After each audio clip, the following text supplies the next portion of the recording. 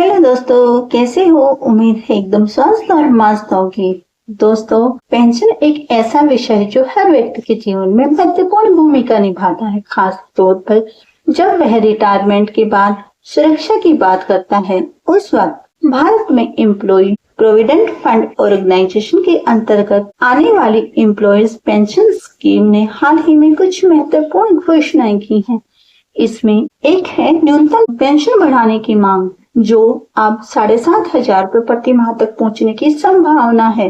आज हम इसी के बारे में डिस्कस करेंगे और देखेंगे सुप्रीम कोर्ट ने इसके बारे में क्या निर्णय दिया है। थोड़ा सा विवरण स्कीम के लिए। न्यूनतम पेंशन 1,000 रुपए प्रति माह। प्रस्तावित न्यूनतम पेंशन 60,500 रुपए प्लस महंगाई भत्ता। लाभार्थी 78 लाख से अधिक पेंशनर। योजना के अंतर्गत योगदान नियोक्ता और केंद्र सरकार का योगदान। EPS 95 पेंशन में वृद्धि की मांग। पिछले कुछ वर्षों से EPS 95 के तहत पेंशनरों ने न्यूनतम पेंशन को बढ़ाने की मांग की है। वर्तमान में न्यूनतम पेंशन 1,000 रुपए प्रति माह निर्धारित की गई है, जो कि महंगाई और जीवन यापन की लागत को देखते हुए बहुत कम मानी जाती है। इस संदर्भ में EPS 95 एजुकेशन कमीशन ने वित्त मंत्री से मुलाकात की और अपनी मांगों को प्रस्तुत किया। क्या थी वो प्रमुख मांगे? न्यूनतम पेंशन को 7,500 रुपए प्रति माह बढ़ाना, महंगाई भत्ते का समावेश, रिटायर्ड कर्मचारियों और उनके जीवन साथियों के लिए मुफ्त चिकित्सा सुविधाएं देना, उच्च पेंशन लाभों के लिए आवेदन में त्रुटियों का सुधार करना। सुप्रीम कोर्ट का इसके बारे में क्या निर्णय आया है? सुप्रीम कोर्ट ने 4 नवंबर 2022 को एक महत्वपूर्ण निर्णय दिया था, जिसमें उच्च वेतन पर पेंशन की गणना को वैध ठहराया गया था। इसके बाद EPFO ने उच्च वेतन पर पेंशन के लिए आवेदन प्रक्रिया को सुचारू करने के लिए कई कदम उठाए हैं। इसके महत्वपूर्ण बिंदु: पेंशन गणना। उच्च वेतन पर पेंशन की गणना अब प्रा-डाटा आधार पर होगी।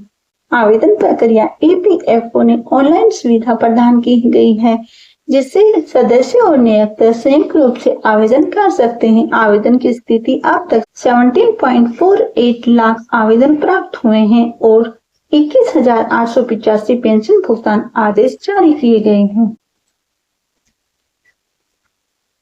EPFO द्वारा उठाए गए कदम: ऑनलाइन सुविधा दी गई है, समय सीमा का विस्तार किया गया है, मौजूदा मामलों की निगरानी के लिए प्रक्रिया को तेज किया गया है। भविष्य की संभावना: आगामी बजट सत्र में वित्त मंत्री ने आश्वासन दिया है कि उनकी मांगों पर विचार किया जाएगा। आगामी CBT बैठक में यह मुद्दा उठाया जाएगा कि कैसे न्यूनतम पेंशन को बढ़ाया जा सकता है। संभावित प्रभाव: यदि न्यूनतम पेंशन को बढ़ाकर 7,500 रुपए किया जाता है, तो इससे लाखों रिटायर्ड कर्मचारियों और उनके परिवार की आर्थिक स्थिति में सुधार होगा।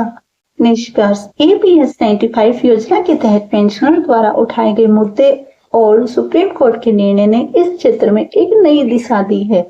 सरकार और EPFO द्वारा उठाए गए कदम इस बात का संकेत देते हैं कि वे रिटायर्ड कर्मचारियों के कल्याण को प्राथमिकता दे रहे हैं।